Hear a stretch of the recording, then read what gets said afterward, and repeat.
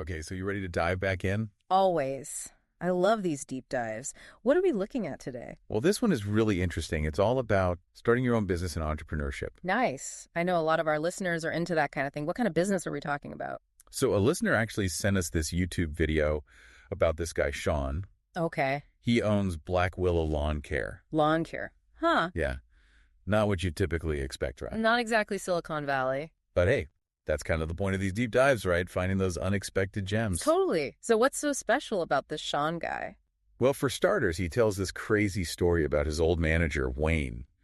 Apparently, this guy was a total slob. Seriously. Talking about overflowing urinals and just, general filth. Yikes. I can see why he'd want to quit that job. Yeah, no kidding. Eh. But that's just the intro to the video. The real meat of it is how he built this successful lawn care business.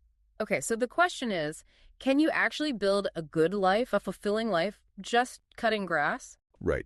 Is that even possible? It's an interesting question. And it's actually something that a lot of people are grappling with these days. I mean, think about it. So many people are burned out from traditional jobs. They're looking for more freedom, more control over their lives. Yeah, totally. And the gig economy, freelancing, entrepreneurship, all of that's exploding right now. People are craving alternatives. It's like everyone's looking for that escape hatch. Exactly. And lawn care, it might not be glamorous, but it's actually a really interesting case study. Low barrier to entry, you can be your own boss. Right. And Sean, he definitely hits on those points in the video. He talks about how he felt undervalued and underpaid at his old jobs. He wanted out. Makes sense. He wanted that freedom, and he wanted to build something for himself. So how did he do it? How did he go from disgruntled employee to successful business owner? So he actually lays out a pretty clear plan in the video, step by step. And the first thing he emphasizes is exceptional service, like going above and beyond for your customers. That's interesting. Most people probably don't associate lawn care with exceptional service. Right. But that's how he sets himself apart. He offers free sprinkler system checks, personalized lawn care plans, that kind of thing. So it's all about exceeding expectations. Smart. And then he gets into this thing about online reviews. Basically, he leverages Google reviews to build his reputation. But he actually offers little incentives for customers to leave feedback, like a small discount or something. I see. So he's proactively encouraging those positive reviews. It's all about social proof. Exactly. And then he gets into these two things that sound kind of technical, but are actually pretty simple. Strategic price increases and route density. Those are definitely key concepts for any business, really. Yeah, so break it down for us. What's strategic about a price increase? So it's not about just raising your prices randomly. It's about understanding your ideal customer, what they're willing to pay, and finding ways to add value that justifies those higher prices. Gotcha. So you're not just charging more for the same thing. Right. Sean found that by offering those extra services, he could attract higher paying clients. And the really cool part is he could actually work less for more money. That's the dream. Okay, now what about this route density thing? Think of it like this. If you're driving all over town to get to different clients, you're wasting a ton of time and gas. Right. Makes sense. Route density is about having your clients clustered together so you can be super efficient. Sean used door hangers to target specific neighborhoods and build up his client base in a really strategic way. So those door hangers, they're not just for lost cats anymore. Nope. And it's actually brilliant when you think about it. He's maximizing efficiency and minimizing wasted time, which is crucial when you're running a business. It's all about working smarter, not harder. Exactly.